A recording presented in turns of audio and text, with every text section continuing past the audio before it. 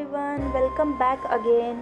तर बिग बुद्धा बघून झाल्यानंतर आम्ही फुकेटमधल्या खूप प्रसिद्ध अशा वाट चलॉंग टेम्पलला गेलो.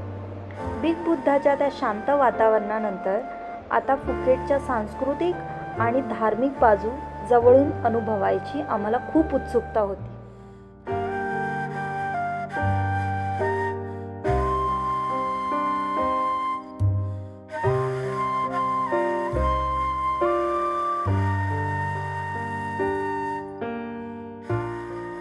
मंदिरात शिरताच सर्वात आधी लक्ष वेधून घेतलं ते तिथल्या सुंदर आर्किटेक्चरने.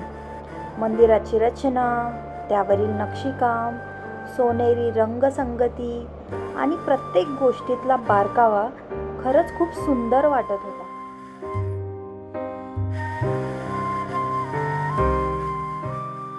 कितीही फोटो बघितले ना तरी प्रत्यक्षात त्या जागेचे सौंदर्य काही वेगळंच जाणवत होतं.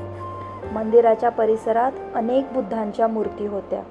प्रत्येक मूर्तीची ठेवण आणि त्याभोवतीचं वातावरण खूप शांत आणि प्रसन्न वाटत होतं.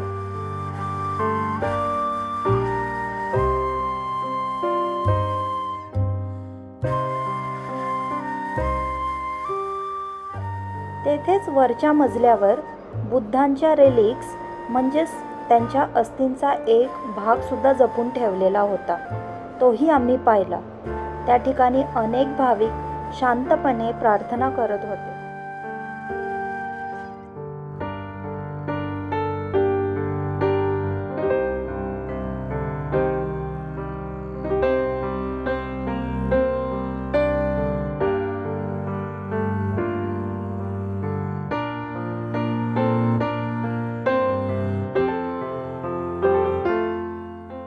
फिरताना आम्हाला एक वेगळी प्रथा बघायला मिळाली. काही भंतेजींच्या मूर्तीवर लोक सोन्याचा अतिशय पातळ पेपर लावत होते.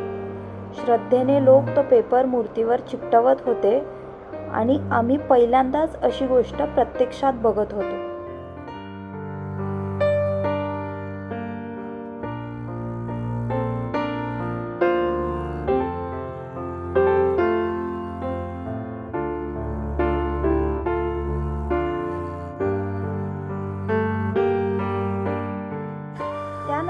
आणखी एक इंटरेस्टिंग गोष्ट आम्ही तिथे बघितली. तिथे काचेच्या एका कंटेनरमध्ये खूप साऱ्या नंबर्सच्या स्टिक्स ठेवलेल्या होत्या. त्या कंटेनरला हलवायचं आणि त्यातून एक स्टिक खाली पाडायची. मग त्या स्टिकवरचा नंबर आणि त्या स्टिकचा कलर याच्याशी संबंधित एक पत्र शोधायचं आणि ते वाचायचं.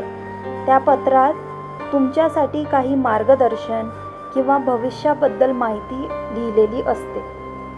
खरं सांगायचं तर आम्ही अशा गोष्टींवर फारसा विश्वास ठेवत नाही, पण नवीन अनुभव म्हणून आम्हीही ते करून पाहिलं. ट्रॅव्हल करताना अशा अनेक प्रथा आणि संस्कृती जवळून अनुभवायला मिळतात. हीच तर खरी मजा असते.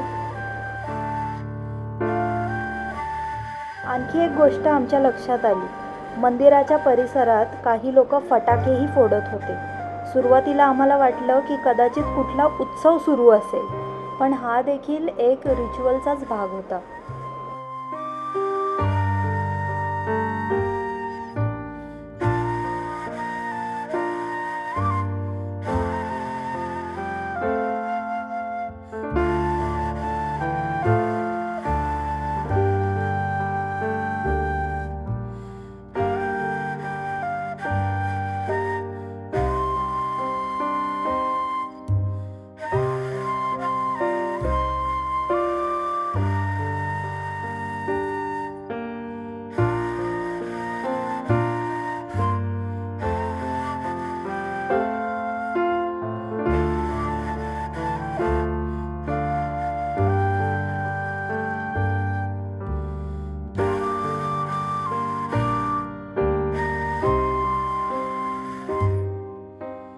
तिथे फिरताना आम्ही बराच वेळ घालवला. मंदिराचा शांतपणा, सुंदर वास्तुकला, वेगवेगळ्या प्रथा आणि तिथलं वातावरण अनुभवत आम्ही भरपूर फोटो आणि व्हिडिओज काढले. खरंच अशा ठिकाणी गेल्यावर ना वेळ कसा जातो ते कळतच नाही. आम्ही मग वाटचलॉंगच्या त्या सुंदर आठवणी कॅमेऱ्यामध्ये आणि मनामध्ये साठवून पुन्हा पुढच्या डेस्टिनेशनसाठी निघालो.